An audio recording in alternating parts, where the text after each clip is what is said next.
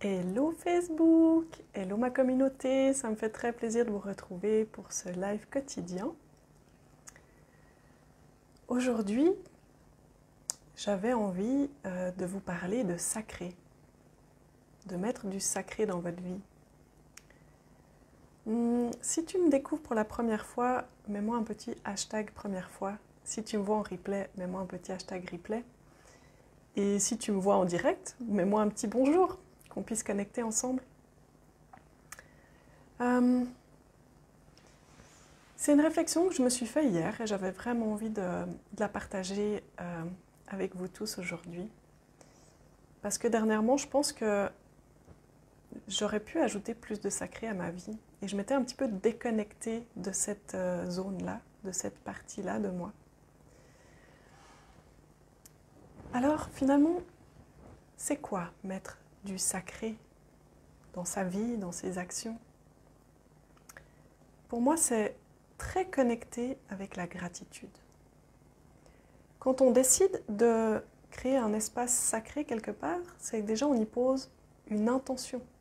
On y vient avec une intention. C'est aussi décider de faire d'un endroit un endroit spécial. Les églises, les temples sont des endroits sacrés. Mais on a décidé d'en faire un endroit spécial, un endroit où on peut venir y déposer des choses, y déposer des fardeaux, y déposer des intentions. On peut aussi y fêter des choses, y célébrer des choses. Célébrer les mariages, les baptêmes. Donc, ajouter du sacré à sa vie, ça n'a donc absolument rien à voir avec la religion. C'est vraiment poser une intention de célébrer un espace. Que ce soit un espace en soi ou un espace à l'extérieur de soi. Hello Céline, ça me fait plaisir de te retrouver. Par exemple, vous pourriez avoir un journal intime et faire de chaque moment où vous écrivez dans votre journal un moment sacré. Ça veut dire que vous y mettez du précieux dedans, que vous en faites un espace qui est cher à votre cœur, qui est important pour vous. Ça veut dire que quand vous vous asseyez devant votre journal pour écrire dedans, c'est un moment précieux où vous voulez vous connecter avec votre cœur. Et puis, votre journal peut être un objet sacré pour vous.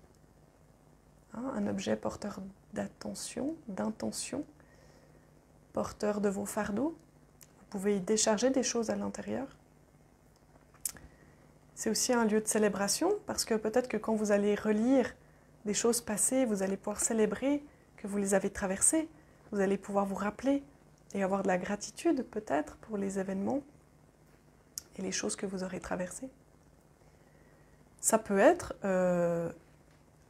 aller dans un groupe Facebook et décider que ce groupe il est sacré, que c'est en faire un espace sacré, un lieu sacré, où vous venez déposer des choses, célébrer des choses, et que vous y connectez avec intentionnalité. Et ça, c'est quelque chose qui est vraiment bon. Ça peut être des espaces en nous aussi, prendre du temps pour célébrer le sacré en nous, célébrer cette connexion qu'on peut avoir avec les autres, avec son cœur. On peut faire de chaque partie de notre corps un lieu sacré. Et quand on voit notre corps comme un temple sacré, on ne va pas du tout agir de la même manière que si on n'y prête pas attention. Ça va être très différent. Qu'est-ce que je vais faire? Je veux dire, si je décide que mon corps est un espace sacré, peut-être que je vais choisir des aliments différents. Si je décide que mon corps est un espace sacré, peut-être que je vais choisir des cosmétiques différentes. Peut-être que je vais choisir des vêtements différents. Peut-être même que je vais lui choisir un environnement différent, une maison différente. Peut-être que je vais vouloir ranger ma maison pour pouvoir y accueillir le sacré en moi. Ou alors je peux faire de ma maison un lieu sacré, où je pourrais avoir un endroit, peut-être un petit hôtel dans ma maison, et décider de me connecter à cet endroit avec mon cœur, poser des intentions, avec la notion de sacré, il y a aussi vraiment une notion d'être connecté avec son cœur, d'être dans son cœur, d'être là avec intention et bienveillance. N'hésitez pas à me dire si ça résonne pour vous, si c'est quelque chose qui vous parle, quelque chose qui vous appelle. Peut-être que là, vous me regardez et puis vous dites « Ah oui, tiens, comment je pourrais ajouter du sacré dans ma vie? Comment je pourrais honorer plus les aspects, les espaces dans ma vie ?» On peut faire des moments sacrés avec nos enfants aussi, avec notre conjoint, notre compagnon, nos amis. On peut ouvrir un espace sacré dans une discussion. Quand mes clients viennent me parler, pour moi, ce sont des espaces sacrés qui s'ouvrent, des espaces de connexion. C'est aussi très en lien avec la gratitude. La gratitude, ça vibre tellement haut. Et il n'y a pas de sacré s'il n'y a pas de gratitude.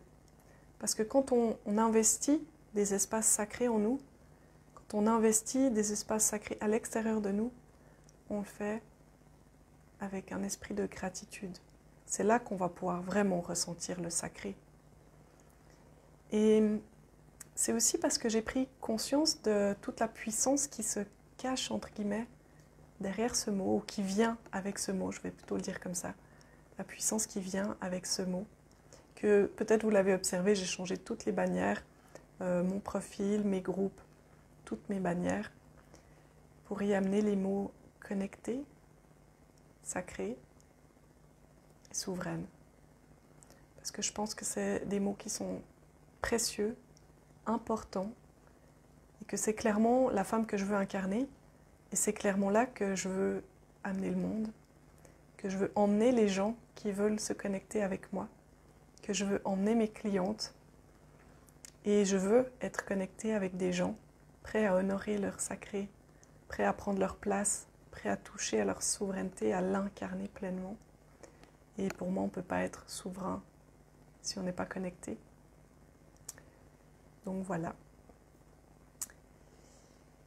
C'est tout ce qui me vient pour le partage d'aujourd'hui. J'espère que vous avez aimé. N'hésitez pas à me laisser des petits messages, ça me fait toujours plaisir.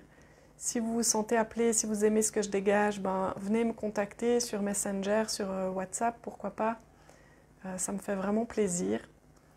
Et si vous êtes sur mon profil, que vous voulez être sûr de pouvoir voir passer mes prochains lives, venez vous abonner à ma page professionnelle, celle qui parle à l'âme. J'y partage énormément de choses. Et voilà. Je vous souhaite vraiment une merveilleuse journée et je vous dis à demain pour un prochain live. Bye!